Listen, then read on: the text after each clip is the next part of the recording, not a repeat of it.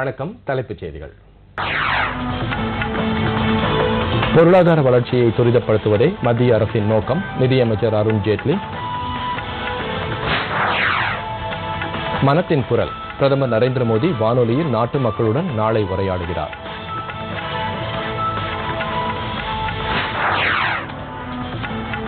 ராகுல் காந்தி காங்கிரஸ் தலைவர் பொறுப்பை ஏற்க வேண்டும். திக்விஜய் சிங்.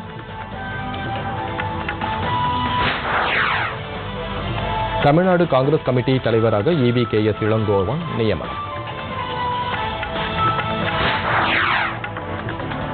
கட்டாக்கில் நாளை இந்தியா இலங்கை முதலாவது ஒருநாள் கிரிக்கெட் போட்டி. வங்கக்கடலில் காற்றழுத்த தாழ்வு பகுதி. தமிழகத்தில் மழை நீடிக்கும். வானிலை ஆய்வு மையம்.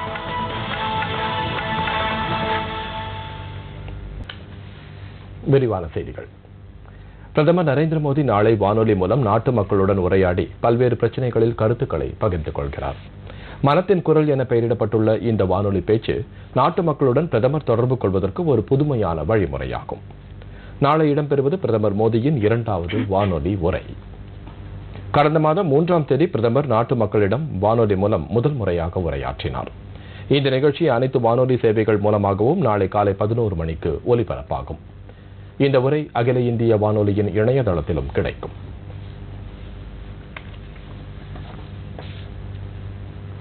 நாட்டில் வளர்ச்சியின் வேகத்தை மீண்டும் அதிகரிக்க செய்வதே மத்திய அரசின் நோக்கம் என்று நிதியமைச்சர் அருண் ஜேட்லி கூறியிருக்கிறார். புதுதில்லியில் நிதியமைச்சகத்திற்கான ஆலோசனைக் குழுவின் முதல் கூட்டம் இன்று நடைபெற்றது. இதில் கலந்து கொண்டு பேசிய அமைச்சர் அருண் ஜேட்லி, இந்த ஆண்டு வளர்ச்சி 5.5% முதல் 5.9% இருக்கும் என்று அரசு எதிர்பார்ப்பதாக தெரிவித்தார். கடந்த சில ஆண்டுகளாக உற்பத்தி உள்ளிட்ட தொழில் துறைகளில் பின்னடைவு உள்ளது என்றும் முதலீடு குறைந்திருப்பதன் காரணமாக வளர்ச்சி விகிதம் குறைவாக உள்ளது என்று நிதியமைச்சர் குறிப்பிட்டார். சர்வதேச சந்தையில் கச்சா எண்ணெய் சமீபத்தில் விலை குறைந்திருப்பதன் காரணமாகவும் உள்நாட்டில் உணவுப் பொருட்களின் விலை குறைந்திருப்பதாலும் வரும் மாதங்களில் பணவீக்க விகிதம் குறையும் என்று அவர் நம்பிக்கை வெளியிட்டார். நடப்பு கணக்கு பற்றாக்குறைக்கு போதுமான அளவிற்கு நிதி மூலதனம் வந்து கொண்டிருக்கிறது என்றும் குறைந்த எண்ணெய் விலை காரணமாக நடப்பு கணக்கு நிதி பற்றாக்குறை மேலும் குறையும் என்றும் அவர் கூறினார். சுரங்கத் துறைகளில் உள்ள சுணக்கத்தை போக்கவும் தேர்ந்தெடுக்கப்பட்ட துறைகளில் அந்நிய நேரடி முதலீட்டை மேம்படுத்தவும் அரசு பல்வேறு நடவடிக்கைகளை மேற்கொண்டிருப்பதாக குறிப்பிட்ட அருண் ஜேட்லி, இதன் காரணமாக வேலை வாய்ப்புகள் அதிகரிக்கும் என்றார். பிஜேபியில் உறுப்பினர் சேர்க்கை இயக்கத்தை பிரதமர் நரேந்திர மோடி தில்லியில் இன்று தொடங்கி வைத்தார். அனைத்து தரப்பையும் சேர்ந்த மக்கள் அனைவரும் கட்சியில் இணைய வேண்டும் என்று அவர் அப்போது கேட்டுக்கொண்டார். பிஜேபியில் தாம் அங்கம் வகிப்பது தமக்கு மிகுந்த பெருமிதம் அளிக்கும் விஷயமாக உள்ளது என்று அவர் தெரிவித்தார். இந்த கட்சியில் உள்ள ஒவ்வொரு உறுப்பினரும் மக்களின் பிரதிநிதி என்று அவர் தெரிவித்தார். உலகில் உள்ள மிகப்பெரிய கட்சிகளில் ஒன்றாக பிஜேபியை ஆக்கும் நோக்கத்துடன் அந்த கட்சியின் உறுப்பினர் சேர்க்கை இயக்கம் இன்று தொடங்கியது. இந்த இயக்கத்தில் முதலாவது உறுப்பினராக நரேந்திர மோடி தம்மை மீண்டும் இணைத்துக் கொண்டார்.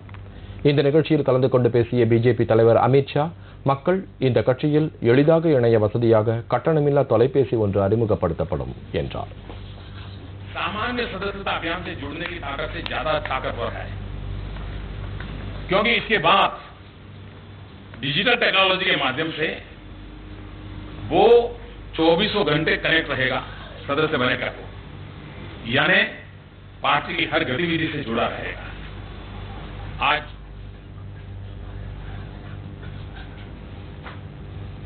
மத்திய வெளியுறவு அமைச்சர் சுஷ்மா ஸ்வராஜ் 3 நாள் பயணமாக இன்று மொரிஷியஸ் செல்கிறார். தனது பயணத்தின் போது சுஷ்மா ஸ்வராஜ் மொரிஷியஸ் நாட்டின் வெளியுறவு அமைச்சர், அதிபர் மற்றும் அந்நாட்டு பிரதமர் ஆகியோரை சந்தித்து பேச்சுக்கள் நடத்த உள்ளார். மேலும் அங்கு நடைபெறும் 180வது ஆண்டு வெளிநாடு வாழ் இந்தியர் தினத்திலும் சுஷ்மா ஸ்வராஜ் கலந்து கொள்வார் என்றும் சர்வதேச மாநாடு ஒன்றில் முக்கிய உரையாற்றுவார் என்றும் வெளியுறவு அமைச்சக செய்தி தொடர்பாளர் தெரிவித்துள்ளார். மகாராஷ்டிர மாநில முதலமைச்சராக பதவியேற்றுள்ள தேவேந்திர பட்னாவிஸ் தனது அலுவலகத்தை அதிக செயல்திறன் கொண்டதாக மாற்றியமைக்க திட்டமிட்டுள்ளார். புதிய முதலமைச்சராக நேற்று பதவியேற்றுக் கொண்ட அவர் மும்பையில் இன்று செய்தியாளர்களிடம் பேசுகையில், முதலமைச்சரின் அலுவலகத்தை பிரதமரின் அலுவலகம் போல் மாற்றியமைக்கப் போவதாகவும் சில குறிப்பிட்ட பணிகளை அமைச்சர்களால் நிறைவேற்ற முடியாத போது அவர்களுக்கு உதவ தேர்ந்தெடுக்கப்பட்ட அதிகாரிகள் நியமிக்கப்பட உள்ளார்கள் என்றும் கூறினார். முதலமைச்சரின் அலுவலகம் பலப்படுத்தப்படுவது அமைச்சர்களுக்கு அதிகாரிகள் உதவி செய்து சிக்கல்களை போக்குவதற்கு உதவும் என்றார். உள்ளூர் வரிகளை நீக்க வேண்டும் என்ற கோரிக்கை குறித்து கருத்து தெரிவித்த பட்னாவிஸ், வாட் வரியை அறிமுகப்படுத்த பரிசீலித்து வருவதாக கூறினார். டோல் வரி குறித்தும் தாம் மாற்று யோசனைகளை கொண்டிருப்பதாக அவர் தெரிவித்தார். இது பயனாளிகளிடமிருந்து நேரடியாக வசூலிக்கப்படுவதால் வெளிப்படைத்தன்மை தேவை என்றார். காங்கிரஸ் துணைத் தலைவர் ராகுல் காந்தி கட்சியின் தலைமை பொறுப்பை ஏற்றுக்கொள்ள வேண்டும் என்று அக்கட்சியின் பொதுச் செயலாளர் திக் விஜய் சிங் கூறியுள்ளார். புதுதில்லியில் இன்று செய்தியாளர்களுக்கு பேட்டியளித்த அவர், ராகுல் காந்தி கட்சியின் அதிகாரத்தை ஏற்றுக்கொண்டு கட்சியை ஊக்கப்படுத்த இதுவே சரியான தருணம் என்றார். காங்கிரஸ் எப்போதுமே இளைய தலைவர்களை ஊக்குவித்துள்ளது என்று கட்சி தொண்டர்கள் கருதுவதாகவும், எனவே ராகுல் காந்தி தற்போது பொறுப்பெடுத்துக் கொள்ள வேண்டும் என்றும் திக் விஜய் சிங் கூறினார். இதனிடையே திக் விஜய் சிங் கூறியிருப்பது அவரது சொந்த கருத்து என்று கட்சியின் செய்தி தொடர்பாளர் ஆனந்த் சர்மா தெரிவித்துள்ளார். சோனியா காந்தி கட்சியினருக்கு ஊக்கத்திற்கான ஆதாரமாக திகழ்கிறார் என்றும், ராகுல் காந்தி இளைஞர்களை ஊக்குவித்து வருவதாகவும், இருவருமே கட்சிக்கு பலத்தை சேர்த்துக் கொண்டிருப்பதாகவும் ஆனந்த் சர்மா தெரிவித்தார். சீன எல்லையோரம் இந்திய பகுதியில் உள்கட்டமைப்பு திட்டங்களை மேற்கொள்ள இந்தியாவுக்கு உரிமை உள்ளது என்றும் அதனை யாராலும் தடுக்க முடியாது என்றும் மத்திய அரசு தெரிவித்துள்ளது. புதுதில்லியில் இன்று நடைபெற்ற நிகழ்ச்சி ஒன்றில் கலந்து கொண்ட பின்னர் செய்தியாளர்களிடம் பேசிய மத்திய உள்துறை இணையமைச்சர் கிரண் ரிஜிஜு, கடந்த 60 ஆண்டுகளில் மேற்கொள்ளப்படாத சில உள்கட்டமைப்பு நடவடிக்கைகள் மேற்கொள்ளப்படும் என்றார். அருணாச்சல பிரதேசத்தில் சர்வதேச எல்லை அருகே சாலை அமைக்கப்படும் என்று ரிஜிஜு சமீபத்தில் கூறியிருந்ததற்கு சீனா எதிர்ப்பு தெரிவித்திருந்தது. இந்த நிலையில் இன்று செய்தியாளர்களிடம் பேசிய அவர், எல்லையில் உள்கட்டமைப்பு வசதிகளை மேம்படுத்தத்தான் அரசு திட்டமிட்டுள்ளது என்றும் அதையே தாம் குறிப்பிட்டதாகவும் தெரிவித்தார். சீன பகுதியில் எதுவும் செய்யப்போவதாக தாம் கூறவில்லை என்றும் ரிஜிஜு தெளிவுபடுத்தினார். மதச்சார்புக்கு எதிராக நாடு தழுவிய இயக்கம் ஒன்றை நடத்தப் போவதாக இடதுசாரி கட்சிகள் அறிவித்துள்ளன. மேலும் மக்களின் வாழ்க்கையையும் வாழ்வாதாரத்தையும் பாதிக்கும் பிரச்சனைகள் குறித்தும் போராட்டம் நடத்தப்படும் என்று அவை கூறியுள்ளன. மார்க்சிஸ்ட் கம்யூனிஸ்ட், இந்திய கம்யூனிஸ்ட், ஃபார்வர்ட் பிளாக் மற்றும் ஆர்எஸ்பி கட்சிகளின் தலைவர்களுடன் இடதுசாரி கட்சிகளில் புதிதாக இணைந்துள்ள மார்க்சிஸ்ட் லெனினிஸ்ட் கம்யூனிஸ்ட் கட்சி மற்றும் எஸ்யூசிஐ கட்சிகளின் தலைவர்களும் பங்கேற்ற கூட்டம் புதுதில்லியில் இன்று நடைபெற்றது. புதிய அரசு பதவியேற்றதிலிருந்து இந்துத்துவ சக்திகளின் ஆதிக்கம் அதிகரித்திருப்பதாக மார்க்சிஸ்ட் கம்யூனிஸ்ட் கட்சியின் பொதுச் செயலாளர் பிரகாஷ் காரத் குற்றம் சாட்டினார். பீகார் மாநிலம் ஜம்முவி மாவட்டத்தில் கர்ஹி அணையில் இன்று படகு ஒன்று கவிழ்ந்ததில் 6 பேர் உயிரிழந்தார்கள். மேலும் 5 பேரை காணவில்லை. இந்த படகில் 16 பேர் பயணம் செய்து கொண்டிருந்ததாக காவல்துறையினர் தெரிவித்துள்ளனர். இதுவரை அந்த அணையிலிருந்து 6 பேரின் உடல்களை கிராம மக்கள் மீட்டுள்ளதாகவும் மேலும் 5 பேரை காணவில்லை என்றும் காவல்துறை அதிகாரிகள் தெரிவித்தனர். தேசிய பேரிடர் நிர்வாக படையின் வீரர்கள் அணையில் தேடுதல் வேட்டையில் ஈடுபட்டுள்ளனர். இதனிடையே நீரில் மூழ்கியவர்களை மீட்க அனைத்து உதவிகளும் அளிக்கப்படும் என்று ஜம்முவி மாவட்ட ஆட்சியர் தெரிவித்துள்ளார். உயிரிழந்தவர்களின் குடும்பங்களுக்கு 1,50,000 ரூபாய் இழப்பீடு வழங்கப்படும் என்றும் அவர் கூறியுள்ளார். தமிழ்நாடு காங்கிரஸ் கமிட்டி தலைவராக EVKS இளங்கோவன் நியமிக்கப்பட்டுள்ளார். இந்த பொறுப்பை வகித்து வந்த BS ஞானதேசிகன் ராஜினாமா செய்ததை அடுத்து காங்கிரஸ் தலைவர் சோனியா காந்தி EVKS இளங்கோவனை தலைவராக நியமித்ததாக தமிழக காங்கிரஸ் மேலிட பொறுப்பாளர் முகுல் வாஸ்னிக் தெரிவித்துள்ளார். ஏற்கனவே 2000ஆம் ஆண்டிலிருந்து 2 ஆண்டுகள் இவர் தமிழ்நாடு காங்கிரஸ் தலைவராக செயலாற்றியவர். 2004ஆம் ஆண்டு கோபிச்செட்டிப்பாளையத்திலிருந்து நாடாளுமன்ற உறுப்பினராக இளங்கோவன் தேர்ந்தெடுக்கப்பட்டு ஐக்கிய முற்போக்கு கூட்டணி ஆட்சியில் மத்திய ஜவுளித்துறை இணையமைச்சராகவும் பணியாற்றியுள்ளார்.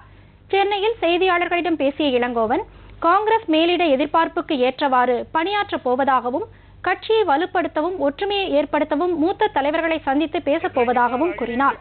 நாளை தாம் பதவியேற்க இருப்பதாகவும் அவர் கூறினார். தலைவராக 2வது முறையாக 3வது முறையாக நியமித்து அறிவித்திருக்கின்றார்கள். கண்டிப்பாக நான் சோனியா காந்தி அவர்களுக்கும் துணைத் தலைவர் ராகுல் காந்தி அவர்களுக்கும் என்னுடைய நெஞ்சார்ந்த நன்றிகளை தெரிவித்துக் கொள்வதோடு அவர்களுடைய எதிர்பார்ப்புக்கு ஏற்ப என்னுடைய பணி அமையும் என்பதை மட்டும் இந்த நேரத்தில் சொல்லி, நான் காலையிலே முன்னாள் அமைச்சர் பாசத்திற்குரிய வாசன் அவர்களையும் சந்தித்து அவருடைய வாழ்த்தை பெற்றேன்.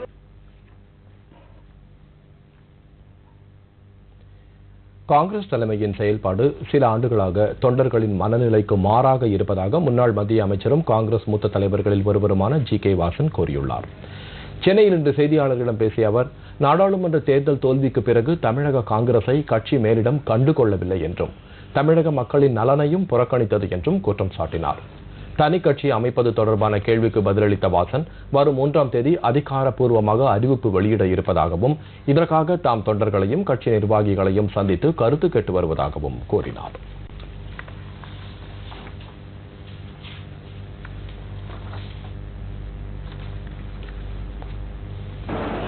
தமிழ்நாடு காங்கிரஸ் கமிட்டிக்கு புதிய தலைவராக நியமிக்கப்பட்டுள்ள திரு EVK இளங்கோவன் அவர்களுக்கு எங்களது மனம் நிறைந்த நல்வாழ்த்துக்களை முதலிலே தெரிவித்துக் கொள்கின்றோம். அகில இந்திய காங்கிரஸ் கமிட்டியை பொறுத்தவரையிலே தொடர்ந்து சில வருடங்களாகவே தமிழக காங்கிரஸ் கட்சியினுடைய தொண்டர்களுடைய மனநிலைக்கு மாறாகவே அவர்களுடைய செயல்பாடு அமைந்திருந்தது. எனவே வருகின்ற காலங்களிலே மக்கள் பிரச்சனைகளுக்கு தீர்வு காணும் வகையிலே வளமான தமிழகம், வலிமையான பாரதம் அமைக்க பாடுபடுவோம். நவம்பர் 3ஆம் தேதி பத்திரிகை நண்பர்களை சந்தித்து அடுத்த கட்ட நடவடிக்கை பற்றி நான் அறிவிக்க இருக்கிறேன். சென்னை உட்பட 6 நகரங்களில் வங்கிகளில் தானியங்கி பணமாற்ற கருவியை பயன்படுத்துவதற்காக ரிசர்வ் வங்கி விடுத்துள்ள புதிய கட்டுப்பாடுகளை பாமக நிறுவனர் ராமதாஸ் கண்டித்துள்ளார். இன்று சென்னையில் அவர் விடுத்துள்ள அறிக்கையில் ATM சேவையை குறிப்பிட்ட அளவுக்கு மேல் பயன்படுத்துவதற்கு கூடுதல் கட்டணம் வசூலிப்பது முறையல்ல என்று தெரிவித்துள்ளார். ATM மையங்களில் குறிப்பிட்ட அளவுக்கு மேல் சேவையை பெறுவதற்கு கூடுதல் கட்டணம் செலுத்த வேண்டியிருக்கும் என்ற எண்ணத்தில் அனைத்து வாடிக்கையாளர்களும் வங்கிகளுக்கே நேரடியாக சென்று சேவையை பெற தொடங்கினால் அதை சமாளிக்க முடியாது என்று கூறியுள்ளார். எனவே ATM சேவையை பெறுவதற்காக விதிக்கப்பட்டுள்ள புதிய கட்டுப்பாடுகளை நீக்கி இம்மையங்களில் எவ்வித தடையும் இல்லாமல் அனைத்து சேவைகளையும் பெற ரிசர்வ் வங்கி நடவடிக்கை எடுக்க வேண்டும் என்று ராமதாஸ் வலியுறுத்தியுள்ளார். கொழும்பு நீதிமன்றம் தமிழகத்தை சேர்ந்த 5 மீனவர்களுக்கு தூக்கு தண்டனை வழங்கியிருப்பது இலங்கை அரசு இந்திய அரசை அச்சுறுத்தும் செயல் என்று திராவிட கழக தலைவர் கி. வீரமணி கூறியிருக்கிறார். குற்றச்சாட்டுக்கு உள்ளான மீனவர்கள் குறித்து தமிழக காவல்துறையினர் விசாரணை நடத்தி இது பொய்யான வழக்கு என்று அரசுக்கு தெரிவித்ததாகவும் அவர் கூறியுள்ளார். இந்த பிரச்சனையில் மத்திய அரசு உடனடியாக தலையிட்டு தண்டனையை ரத்து செய்ய தேவையான நடவடிக்கைகளை எடுக்க வேண்டும் என்றும் வீரமணி கூறியிருக்கிறார். கொழும்பு நீதிமன்றத்தால் தூக்கு தண்டனை வழங்கப்பட்ட 5 தமிழக மீனவர்களை மீட்க கோரி ராமேஸ்வரம் தங்கச்சி மடத்தில் மீனவர்கள் பல கட்ட போராட்டங்களை நடத்தி வருகின்றனர். இன்று சிவகங்கை மறைமாவட்ட ஆயர் சூசை மாணிக்கம் தலைமையில் தங்கச்சி மடத்தில் ஏராளமானோர் உண்ணாவிரத போராட்டத்தில் ஈடுபட்டனர். இந்த உண்ணாவிரதத்தில் அனைத்து கட்சியினரும் பங்கேற்றனர். மத்திய அரசு இப்பிரச்சனையில் உடனடியாக தலையிட்டு மீனவர்களை விடுதலை செய்ய நடவடிக்கை எடுக்க வேண்டும் என்று கோரிக்கை வைத்தனர். பிரதமர் இந்த பிரச்சனையில் தலையிட்டு தனது மகனை மீட்டுத்தர நடவடிக்கை எடுக்க வேண்டும் என்று தூக்கு தண்டனை வழங்கப்பட்டுள்ள மீனவர் லாங்லெட்டின் தாயார் கோரிக்கை வைத்தார்.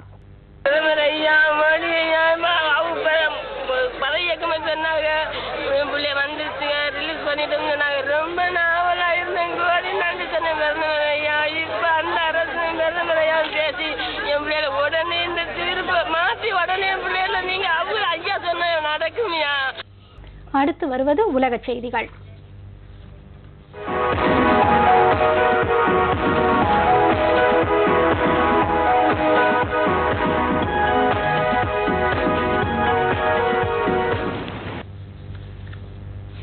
இந்திய ரயில்வே துறையின் கட்டுமான நிறுவனமான இர்கான் வடக்கு இலங்கையின் மதுசாலை மற்றும் திருக்கத்தீஸ்வரம் இடையே அமைக்கப்பட்டுள்ள ரயில் பாதையை வெற்றிகரமாக சோதனை செய்துள்ளது.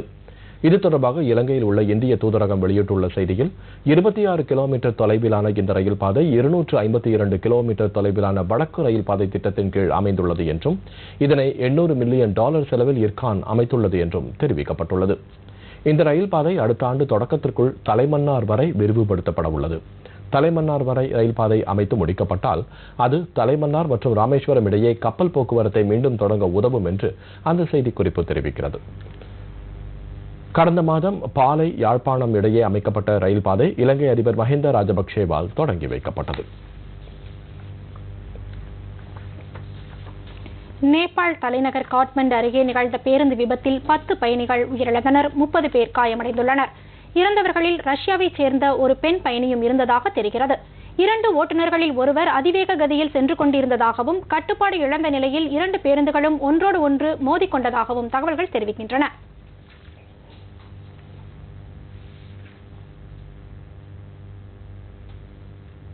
அடுத்து வருவது செய்தித் துளிகள்.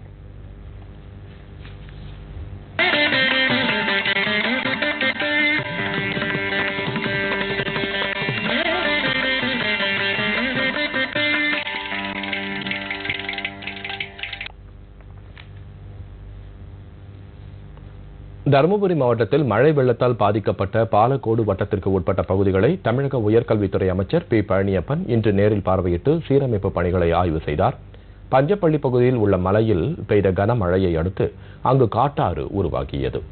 இதனால் வெள்ளத்தால் பாதிக்கப்பட்ட வீடுகள், அடித்துச் செல்லப்பட்ட விவசாய பயிர்கள் மற்றும் பழுதடைந்த சாலைகள் ஆகியவற்றை அமைச்சர் பார்வையிட்டார்.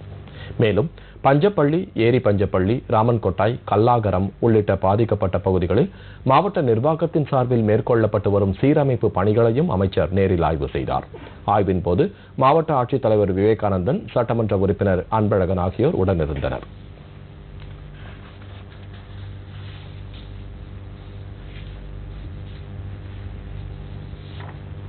புதுச்சேரியின் விடுதலை நாள் இன்று உற்சாகத்துடன் கொண்டாடப்பட்டது. கடற்கரை சாலையில் நடைபெற்ற வண்ணமயமான விழாவில் முதலமைச்சர் ரங்கசாமி தேசிய கொடியை ஏற்றி வைத்து காவல்துறையினரின் அணிவகுப்பு மரியாதையை ஏற்றுக்கொண்டார். முதலமைச்சர் விடுதலை நாள் உரை நிகழ்த்தினார். பின்னர் பள்ளி மாணவ மாணவிகளின் கலை நிகழ்ச்சிகள் நடைபெற்றது. விழாவில் சட்டப்பேரவைத் தலைவர் சபாபதி, அமைச்சர்கள், சட்டமன்ற உறுப்பினர்கள் உள்ளிட்டோர் பங்கேற்றனர்.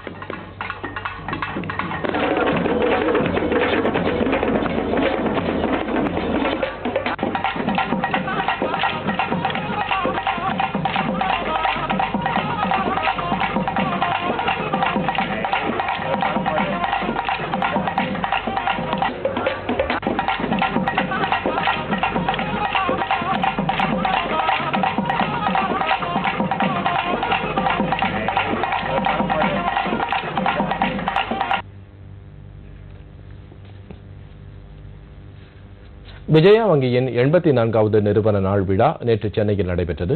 வங்கியின் மண்டல மேலாளர் கே தேவதாசன் கலந்து கொண்டு சிறந்த வாடிக்கையாளர்களுக்கு நினைவு பரிசு வழங்கி கௌரவித்தார். வாடிக்கையாளர்கள் மற்றும் வங்கியின் உயர் அதிகாரிகள் நிகழ்ச்சியில் கலந்து கொண்டனர். தமிழகத்தில் இன்று முதல் ஆவின் பால் விலை உயர்வு அமலுக்கு வந்துள்ளது. பால் விலை லிட்டர் ஒன்றுக்கு 10 ரூபாய் உயர்கிறது. கொள்முதல் விலையை உயர்த்த தமிழக அரசு முடிவு செய்ததை அடுத்து ஆவின் பாலின் விலை உயர்த்தப்பட்டுள்ளது. இந்த விலை உயர்வினால் குடும்ப செலவு அதிகரிக்கும் என்று பொதுமக்கள் கருத்து தெரிவித்தனர்.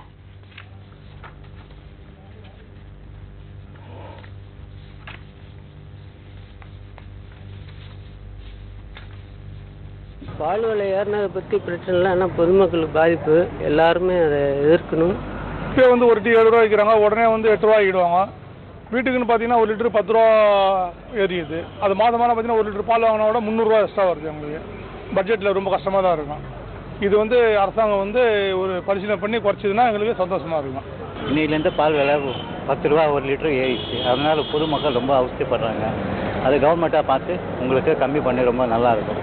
ஏன்னா ஒரு ஏழைங்க எப்படி உங்களுக்கு பால்லாம் குடிப்பாங்க. அதனால் இதெல்லாம் பிளாக் டீலாம் குடி நிலைமை வந்துச்சு. அது கவர்மெண்ட்டாக பார்த்து கொஞ்சம் ஹெல்ப் பண்ணும். அந்த பால் விலை ஏற்றதுனால டீ, காஃபி முதற்கொண்டு பாலில் உற்பத்தி பொருளுங்க அனைத்தும் ரேட்டு ஜாஸ்தி. இதனால பொதுமக்கள் ரொம்ப பாதிப்படுவாங்க. குழந்தைங்க ரொம்ப பாதிப்பாங்க. இதில் அதை இந்த அரசு உடனே அதை அந்த பால் விலை ஏற்றத்தை உடனே திரும்ப பெறணும்.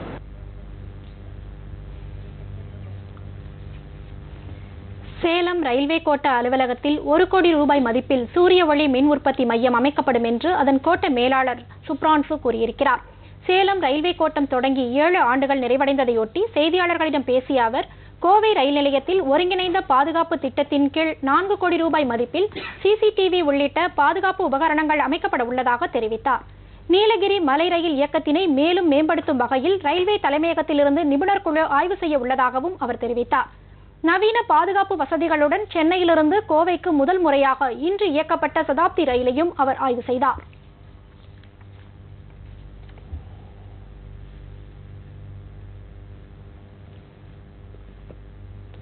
பாஸ்போர்ட் வழங்குவதற்கான சிறப்பு முகாம் சென்னையில் இன்று நடைபெற்றது.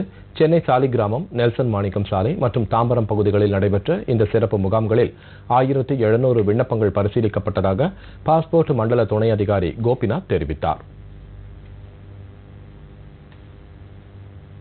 சாலிகிராமத்தில் உள்ள மையத்தில் 1000 விண்ணப்பங்களும், நெல்சன் மாணிக்கம் ரோடு இந்த மையத்தில் 350 விண்ணப்பங்களும், தாம்பரம் மையத்தில் 350 விண்ணப்பங்களும் பெறப்பட்டு கொண்டிருக்கின்றன.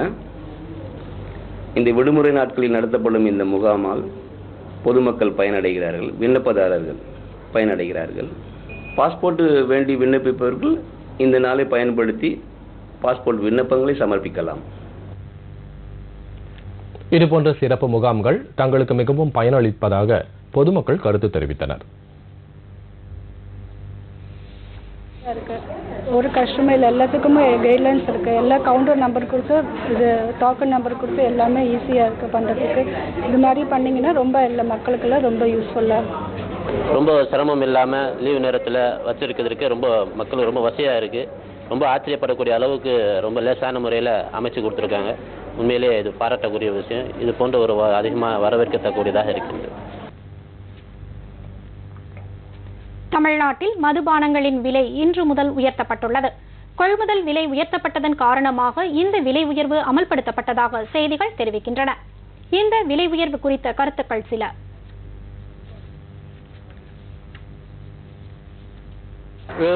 மக்கள் பாதிப்பு தான் படுது. எல்லாருமே ஆட்டோ ஓட்டுறவங்களாம் என்ன பண்ணாங்க, எல்லா ஓட்டுறவங்க என்ன பண்ணாங்க, எல்லாருமே ஒரு நாளும் ரேட் எடுத்து தான் போனாங்க. எல்லாருமே ஒருத்தராக நம்மளால எதுவும் பண்ண முடியாது. எதுவுமே அந்த மாதிரி என்ன சொன்னா வந்துட்டு விளையாட்டு கம்மி நல்லா இருக்கலாம். மக்களுக்கு ரொம்ப பாதிப்பு, கூலி தொழிலாளிகளுக்கு பாதிப்பு. வந்து அவங்க சரக்கு சாப்பிட்டாங்கன்னா வீடு காசு கொண்டு போக முடியாது. அவங்களுடைய அன்றாட கூலி வாங்கினா மழை பெய்யுதுப்போம். அதனால் அவங்களுக்கு குடும்பம் ரொம்ப கஷ்டப்படும். இந்த மதுவிலக்கு அமல்படுத்த வேணும். தமிழ்நாட்டில் வந்து மதுவிலக்கு அமல்படுத்தணும் கண்டிப்பாக. ஒயின் ஷாப்லாம் இருக்கக்கூடாது. விலை ஏறி நேரம்னா ஒயின் ஷாப் இருக்கக்கூடாது. அது இல்லைன்னா குடும்பம் நல்லா இருக்கும், நடுத்தர குடும்பம் நல்லா இருக்கும்.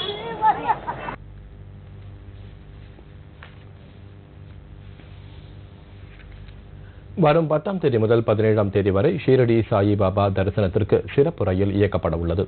இதுகுறித்து இந்திய ரயில்வே உணவு மற்றும் சுற்றுலா கழகமான IRCTC வெளியிட்டுள்ள செய்திக்குறிப்பில், இந்த யாத்திரை மதுரையில் புறப்பட்டு திருச்சி, புதுச்சேரி, எழும்பூர் வழியாக நாசிக், பஞ்சவடி மற்றும் ஷீரடி, மும்பைக்கு செல்ல உள்ளது.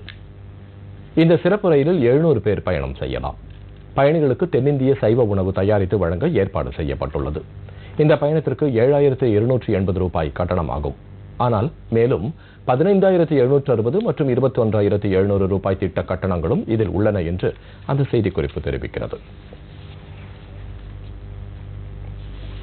கிருஷ்ணகிரி மாவட்டம் ஓசூர் வனப்பகுதியை ஒட்டியுள்ள விவசாய பகுதிகளில் தஞ்சமடைந்துள்ள 30 யானைகளை மீண்டும் காட்டுக்குள் விரட்ட வனத்துறையினர் தீவிர முயற்சி மேற்கொண்டுள்ளனர்.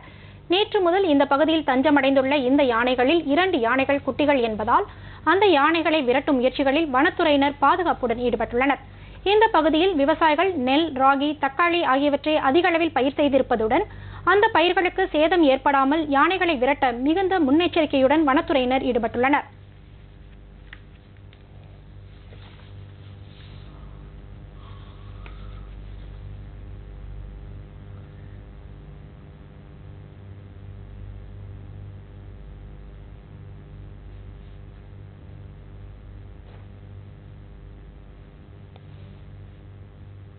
இனி வருவது விளையாட்டுச் செய்திகள்.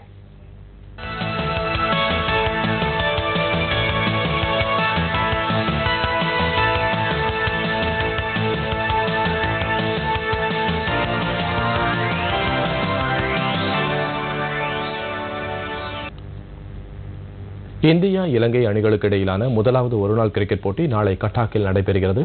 இந்த போட்டி பகல் இரவு ஆட்டமாக நடைபெறும். 5 போட்டிகளை கொண்ட தொடரின் 2வது ஆட்டம் வரும் திங்கட்கிழமை அகமதாபாத்தில் நடைபெறுகிறது.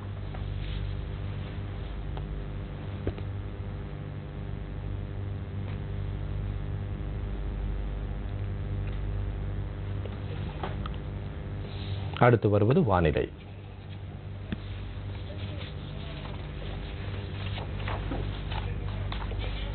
வடதமிழகம் மற்றும் தெற்கு ஆந்திர பிரதேசத்தின் கடலோர பகுதிகளில் வங்கக்கடலின் தென்மேற்கு பகுதியில் காற்றழுத்த தாழ்வு பகுதி நிலை கொண்டுள்ளது.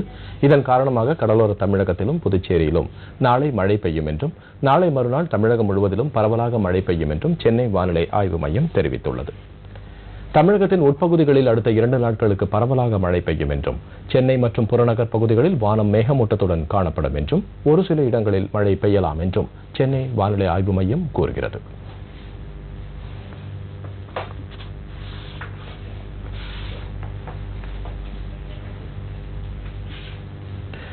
மீண்டும் தலைப்புச் செய்திகள். பொருளாதார வளர்ச்சியை துரிதப்படுத்துவதே மத்திய அரசின் நோக்கம், நிதியமைச்சர் அருண் ஜேட்லி. மனத்தின் குரல் பிரதமர் நரேந்திர மோடி வானொலியில் நாட்டு மக்களுடன் நாளை உரையாடுகிறார்.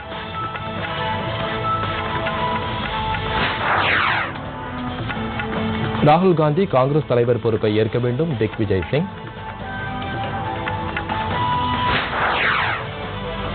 தமிழ்நாடு காங்கிரஸ் கமிட்டி தலைவராக EVKS இளங்கோவன் நியமனம். கட்டாக்கில் நாளை இந்தியா இலங்கை முதலாவது ஒருநாள் கிரிக்கெட் போட்டி. வங்கக்கடலில் காற்றழுத்த தாழ்வு பகுதி, தமிழகத்தில் மழை நீடிக்கும், வானிலை ஆய்வு மையம்.